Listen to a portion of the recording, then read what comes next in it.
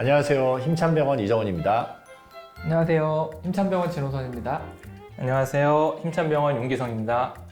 저희 오늘은 어떤 주제로 얘기를 나누는 거죠? 요즘에는 뭐 훨씬 고령화가 많이 돼 있고 얼마나 사느냐보다는 어떻게 잘 사느냐가 중요하지 않습니까? 그러기 위해서는 본인이 어떤 활동을 하고 움직이는 데 있어서 많이 힘든 것 중에 하나가 관절염입니다. 그래서 관절염에 대한 치료로 인공관절 치환술이라는 게 있습니다. 그거에 대해서 좀 얘기해 보도록 하겠습니다.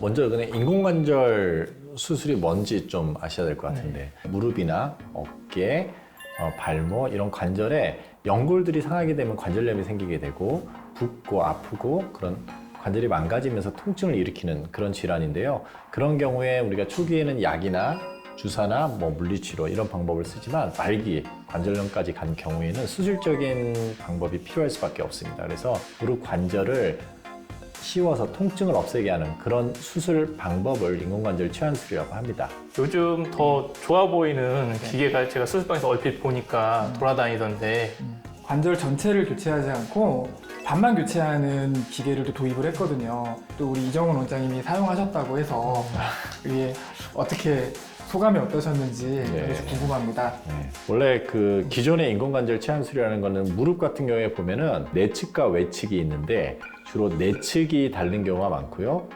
또 의외로 또 바깥쪽만 닳는 환자들이 있습니다. 이게 기존에는 이걸 전부 다 갈았습니다. 수술을 다 했죠. 그러다 보니까 어떤 문제가 생기느냐, 인대 같은 것들을 전부 다 같이 제거할 수밖에 없었거든요. 근데 지금은 이상이 있고 망가진 그 부위에만 인공관절을 쏙 넣는 거죠. 근데 이게 여러 가지 장점도 있지만 물론 단점도 좀 있습니다. 장점이라고 할 수 있으면 나머지 정상적인 부분은 가만히 놔두고 손상된 부분만 수술하기 때문에 그만큼 수술이 작습니다.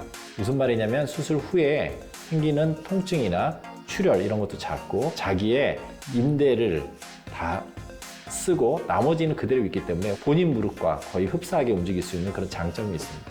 그렇게 좋은 장점이 있다면 많은 환자분들한테 해주면 되는데 아까 말씀드린 것처럼 장점이자 단점이 되는 게 그 부위만 선택적으로 수술을 한다는 건 나머지 부위가 그만큼 건강하고 정상적이어야 되는데 보통 그렇게 선택적으로 이상이 있는 환자들이 생각보다 많지는 않습니다. 그래서 모든 환자들한테 그렇게 시행할 수 없고요. 그 적응증이 기존보다는 좀 적다는 그런 단점이 있습니다.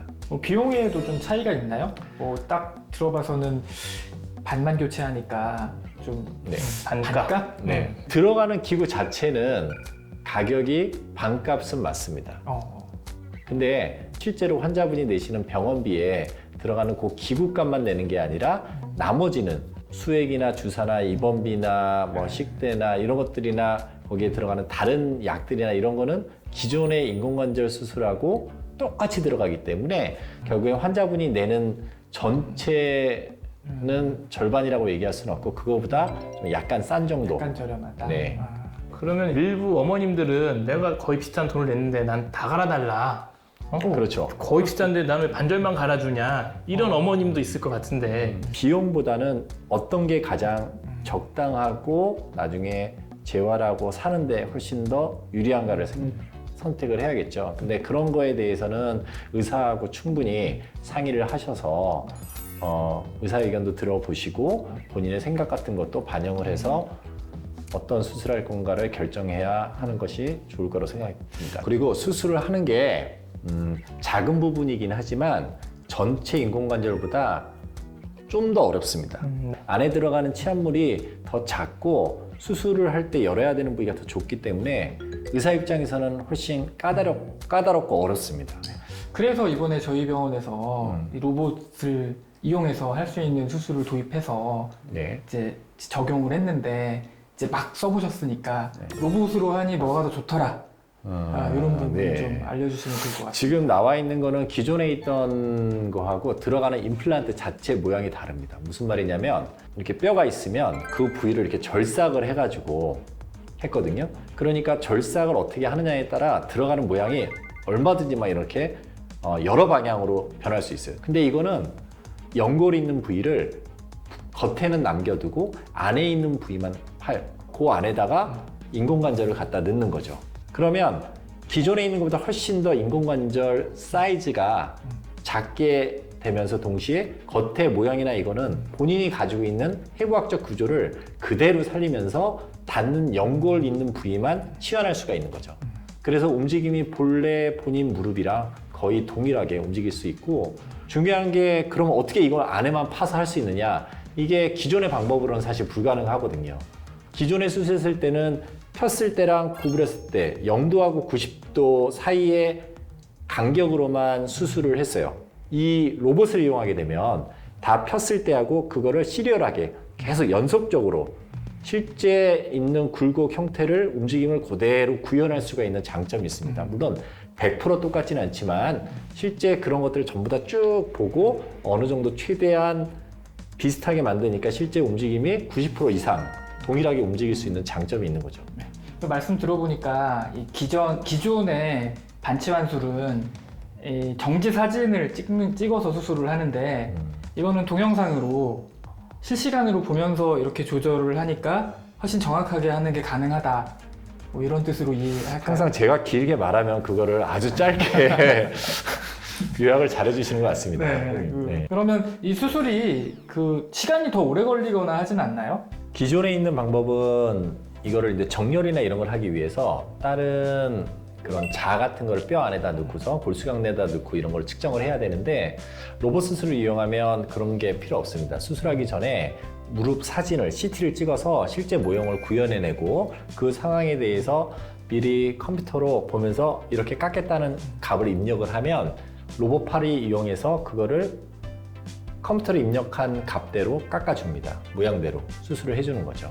그때 의사가 물론 그 상황에서 이게 아니다, 수술 안에서 계획을 변경하거나 바꿀 수도 있고요. 그 상황이 괜찮으면 그대로 진행하면 되는 거니까요. 저는 이제 수술장에서 로봇 수술하는 걸 가끔 오며 가며 봤으니까 아는데, 일반인들은 많이 궁금하실 것 같아요.